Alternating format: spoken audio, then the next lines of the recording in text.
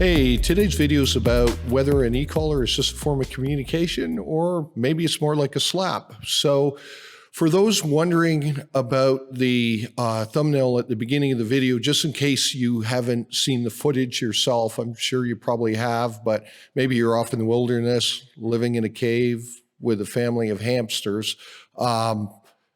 Here's the footage. I love you. G.I. Jane 2, can't wait to see it. All right? Uh-oh,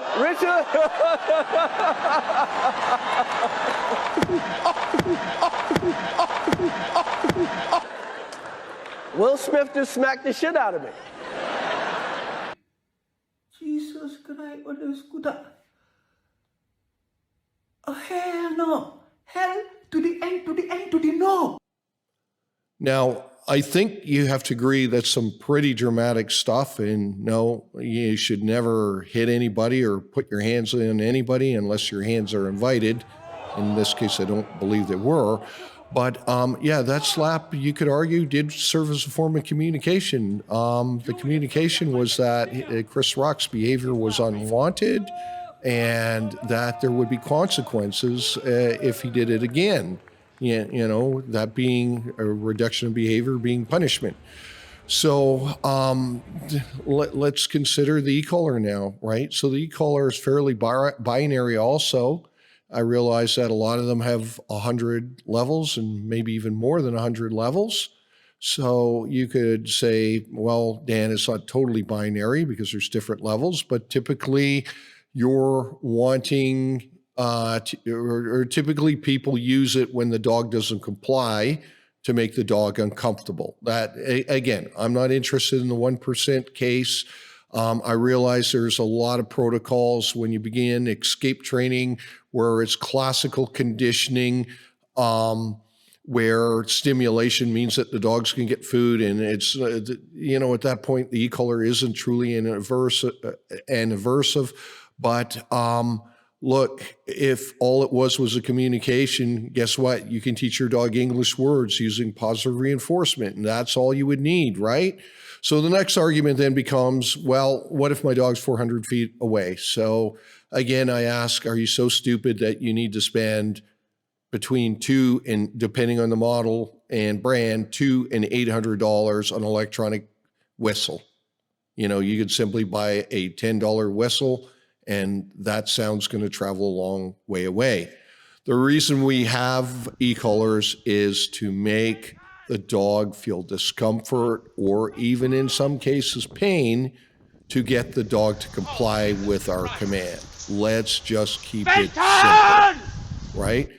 Now, I know in a lot of cases that's not how these collars are being marketed. I talk to people around the world on the phone on a regular basis. In many cases, I'm talking to people that have signed up with an or previously signed up with an eCollar trainer. They did a board and train, and now they're unhappy because they weren't given all of the proper information. So I often ask these people, did your trainer explain the difference between escape training, conditioned avoidance, unconditioned avoidance, causing a superstition with your dog, the importance of timing, you know, all of these different things? Like, did your trainer go into depth? And they tell me about their turnover, and wow, there really wasn't a lot of information, or the information didn't soak in, which is highly unfortunate. You know, so let's take the sport dog community. I know there's some sport dog trainers out there, without naming any names, they're marketing to make it, again, things sound attractive, like they have some sort of magic that you really need to sign up for their program, and they're charging many thousands of dollars for their magical system. They're calling it a gas pedal and a brake. And again, I know when this video comes out, there's going to be people that come to me as, no, Dan, you're just you know, a novice eCollar user, and you don't understand the way it works, and you don't understand these more advanced ways. And I'm like, come on, I'll happily engage in that conversation with anybody and shoot it down. Okay, when they say gas pedal, why do they say gas pedal? They say gas pedal because that puts a picture into people's heads of maybe riding a roller coaster, driving in a car really fast, or something of that nature. So, it sounds really good. Okay, so let's take a hypothetical situation where I have a machete and I begin to run after you with that machete. Would that not be a gas pedal? Would you not run faster? Or say I took a poker out of a fireplace and I take that red hot poker and I move it close to you, you begin to feel the heat, you begin to move. I would hope so anyways. That's your gas pedal. Brake. Yeah, it's pretty obvious. The dog's running in the wrong direction. They feel discomfort. They feel a little bit of pain. And they say, you know what? This isn't worth it. I'm going to turn around and go back to my owner. At the end of the day, that's how simple eCollar training is. People want to spin it into this political type, magical, mystical type thing that it's not. It's really just designed to be an aversive for 99% of the way that people are using it. So why do I speak about this? Some people could say, Dan, well, you're just an eCollar hater. I beg to disagree.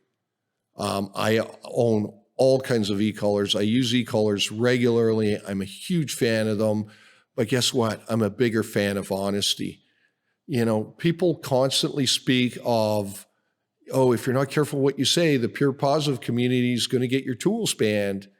Well, I think you have to consider that people are smart enough to figure out the truth. When you say it's not a shock and shock collars were what were around 20 years ago. Yeah, it's electrical stimulation that goes into the body of an organism. It's a shock. That's what it is. I know that doesn't sound very nice, but at the end of the day, that's what it is. Good relationships don't begin with lies, and trust is very hard to gain and is so easily lost. So if you're a trainer and you want to build a good name for yourself, start out from a place of honesty instead of starting out the relationship with a bunch of lies. Now, if you're just somebody looking for a trainer and you find that this trainer tells you all of these lies when you first meet them, maybe you interview 4 or 5 different trainers and something doesn't quite sound right, and you come across my videos that, I get into how trainers often market to increase sales, and you discover that one of them wasn't quite on the up and up, do you really want to work with that person? Because if they're going to lie to you before they have your money in their pocket, what's going to happen with that relationship once they have your money? Does that really sound like something that you want to enter into? Anyways, again, I'm trying to protect these tools. I believe that protecting these tools begins with honesty and just calling things as they are, as opposed to this political spin factory that some engage in all the time. Anyways, until next time, keep training with your dog and hope to see you soon.